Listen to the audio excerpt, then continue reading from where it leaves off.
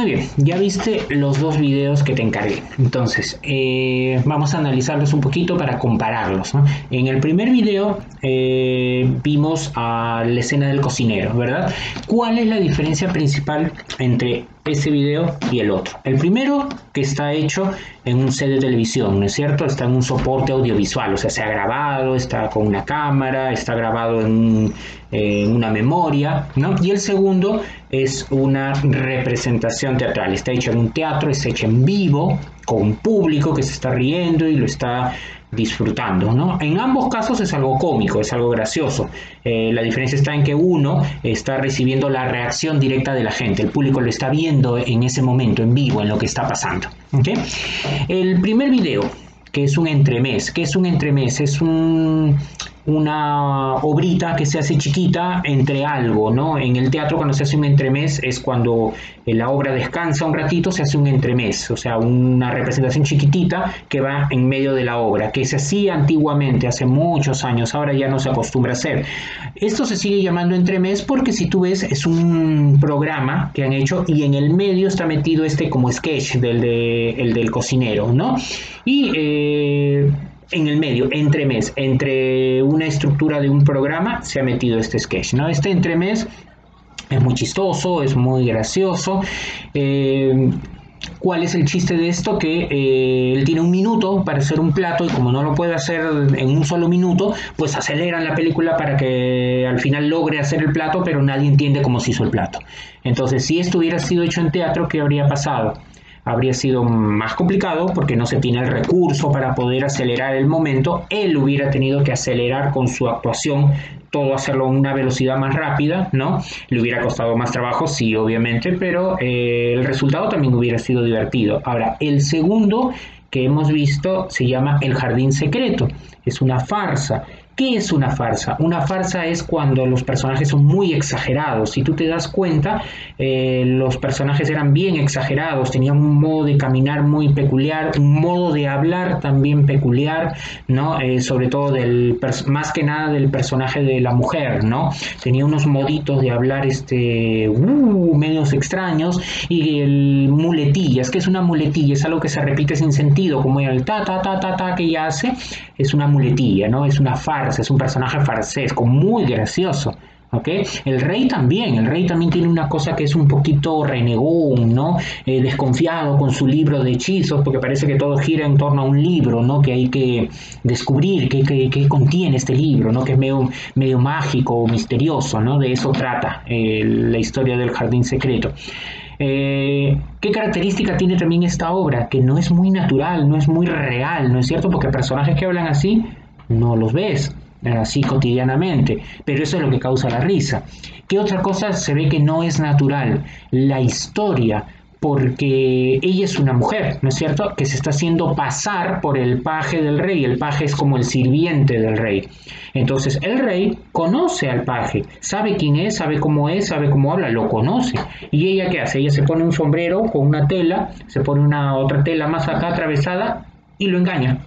Y el rey no se da cuenta de que es otra persona, y encima mujer, haciéndose pasar por el paje, ¿no? Entonces es algo farsesco, es algo que no es creíble, que normalmente no se vería en la realidad, no se creería, ¿no? Sin embargo, cuando nosotros vamos al teatro, entramos en una cosa que se llama convención de la realidad. Yo me creo que lo que estoy viendo es real y me divierto y me río con lo que pasa, aunque sé que eso no lo voy a ver en la calle porque no es real, no es natural, o sea, no es una actuación natural, es una actuación farsesca, ¿no?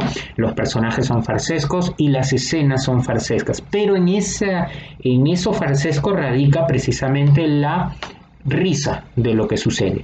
El cocinero no es un personaje farsesco, es un personaje natural. Tú lo ves y parece un cocinero, esos que salen en los programas de televisión, lo hace muy bien, muy natural, muy creíble. ¿Dónde está lo farsesco ahí? En lo acelerado de la cocina, ¿no? Cuando aceleran el video para que pueda terminar el plato en un minuto, ¿no? Que tampoco es natural, no es creíble, no es real, ¿no? Pero igualito entramos en la comisión y la gente, tú escuchaste que la gente se ríe en el momento que él presenta el plato porque nadie entendió cómo hacerlo, ¿ok?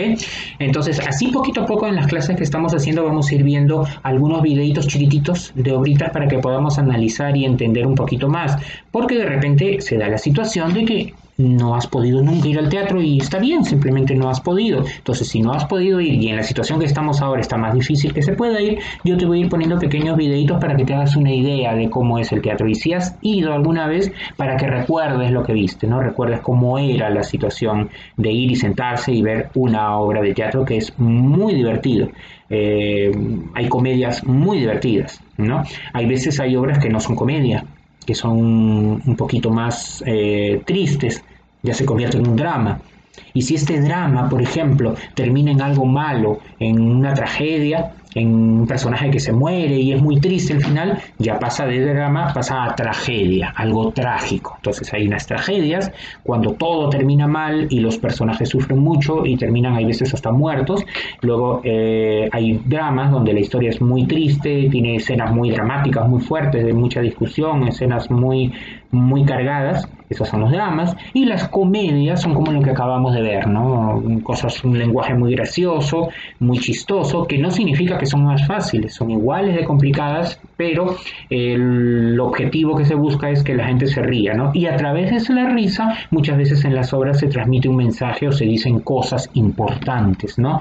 Pero que la gente, como se está riendo, no se da cuenta de del mensaje que está recibiendo y después lo piensa. Entonces, bien, hemos visto que el teatro tenía dos estructuras al comienzo, en el primer video que viste. En una estructura interna, que es lo que el autor ha puesto en el papel, en el libreto, que es el inicio, la presentación, que ya lo vimos la semana pasada con el cuento de Caperucita en la imagen que vimos.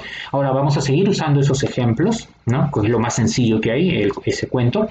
La presentación de los personajes y la presentación de la situación. No es solamente presentarse al personaje, ¿eh? La presentación no es Caperucita, su mamá, no es presentar a los personajes, es lo primerito que pasa, la presentación de la historia. Se presenta la mamá, se presenta la hija y presentan la historia, ¿no? Te vas aquí, hay este problema, hay este conflicto, lleva esta canasta. Se acabó, ahí termina la presentación. El nudo cuando se crea ya el problema con el lobo y el desenlace cuando el cazador la salva. Si te das cuenta, en la presentación no está el cazador aparece al final, aparece en el desenlace. ¿Okay? De repente el lobo aparece solo en la mitad, a partir del nudo, no aparece en la presentación. ¿Okay? Esos tres momentos no es presentar los personajes, es presentar la historia. ¿Okay? Y la estructura externa, que es la división. Cuando tú te sientas a ver una obra, hay una división concreta que tú la ves y la sientes, cómo se divide la obra para poderla ver. Es como tu horario de clases. Tú tienes un grupo de clases, matemática, comunicación, pero tenías un recreo. ¿Ok?